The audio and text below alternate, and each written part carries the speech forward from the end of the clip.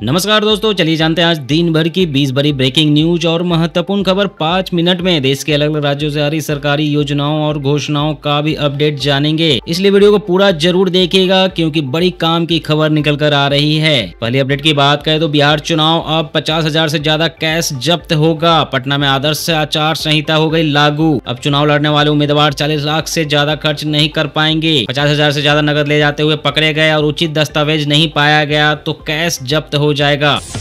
प्रधानमंत्री नरेंद्र मोदी ने रूसी राष्ट्रपति व्लादिमीर पुतिन को उनके 73वें जन्मदिन पर फोन पर दी बधाई। दोनों नेताओं ने अपनी रणनीतिक साझेदारी को मजबूत करने और साझा एजेंडे पर चर्चा भी की।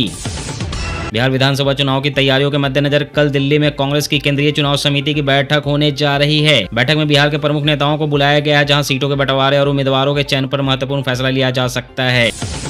ईएमआई ना चुकाने पर टीवी वॉशिंग मशीन होंगे बंद, आरबीआई लाएगा नया नियम। जी हां दोस्तों, अगर आप ईएमआई पर स्मार्टफोन, टीवी या अन्य इलेक्ट्रॉनिक सामान खरीदते हैं तो सावधान हो जाइए। आरबीआई एक नया नियम लाने पर विचार कर रही है, जिसके तहत ईएमआई ना चुकाने पर आपके इलेक्ट्रॉनिक गैजेट्स रिमोटली बंद हो जाएंगे। SC/ST की हत्या पर मिलेगा सरकारी नौकरी। नीतीश सरकार ने दिया बड़ा निर्देश। अब राज्य में SC/ST की हत्या होने पर उनके परिजनों को सरकारी नौकरी मिलेगी। सीएम नीतीश ने संबंधित अधिकारियों को जल्द ही नियम बनाने का निर्देश दिया है। साबरमाला मंदिर से 4.5 किलो सोना हो गया गायब। जी हां दोस्तों, रिपोर्ट्स के अनुसार गर्भगृह की मूर्तियों पर लगी सोने की प्लेटों में से लगभग 4.5 किलोग्राम सोना गायब पाया गया। केरल हाईकोर्ट ने इस मामले में गहन जांच के आदेश दिया है। पाकिस्तान में ट्रेन पर हुआ भीषण हमला, कई बोगी पटरी से उतरी। पाकिस्तान के सुल्तान कोट में जाफर एक्सप्रेस ट्रेन पर भीषण हमला हुआ। इस हमले की जिम्मेदारी बलूच विद्रोही समूह बलूच रिपब्लिक गार्ड्स ने ली है। मध्य प्रदेश सरकार लाडली बहन योजना के तहत 1,27 करोड़ लाडली बहनों के खाते में दिवाली से पहले पैसे डालेगी। 1,500 की मासिक किस्त भाई दूज से पहले यानी कि 23 अक्टूबर तक लाभार्थियों के अकाउंट में जमा कर दी जाएगी।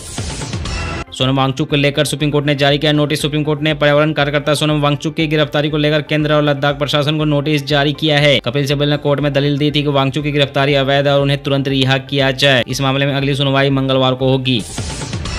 रेलवे में मेगा रिफॉर्म, 24,634 करोड़ के प्रोजेक्ट्स को मिली मंजूरी। इन प्रोजेक्ट्स के तहत महाराष्ट्र, MP, गुजरात और छत्तीसगढ़ में 894 किलोमीटर की नई रेल लाइनें बिछाई जाएगी। केजरीवाल को मिला 5 कमरों का बंगला, हाईकोर्ट की सख्ती के बाद हुआ अलॉट। दिल्ली हाईकोर्ट की सख्ती के बाद दिल्ली के पूर्व मुख्यमंत्री अरविंद केजरीवाल को लुटियंस एस्टेट में टाइप 7 बंगला अलॉट किया गया है। उन्हें यह बंगला एक राष्ट्रीय पार्टी के प्रमुख के नाते दिया गया है। वर्ल्ड बैंक ने बढ़ाया भारत का विकास दर का अनुमान। वित्त वर्ष 2026 के लिए 6.5% का प्रोजेक्शन। इससे पहले यह अनुमान 6.3% पर था। यह संशोधन मजबूत घरेलू मांग और GST सुधारों को देखते हुए किया गया है। UPI ट्रांजैक्शन के बदल रहे हैं नियम। अब पिन की जरूरत नहीं, कल से फेस या फिंगरप्रिंट से होगा पेमेंट। अब यूजर्स अपने चेहरे या फिंगरप्रिंट का इस्तेमाल करके पेमेंट कर सकते हैं। तो दोस्तों, अभी के बुलेटिन में बस इतना ही। झूठी एक तरफा खबरें दिखाने वाले चैनल को तो आप सपोर्ट कर देते हैं, लेकिन हम जैसे चैनल जो दिन रात मेहनत करके आपके लिए सच्ची काम की खबरें लाते हैं, आप उन्हें लाइक सब्सक्राइब तक नहीं करते। आपसे रिक्वेस्ट है, अगर वीडियो काम की लगी हो तो प्लीज लाइक और सब्सक्राइब कर दीजिए। धन्यवाद दोस्तों, अपना ख्याल रखिएगा। जय हिंद, जय भारत।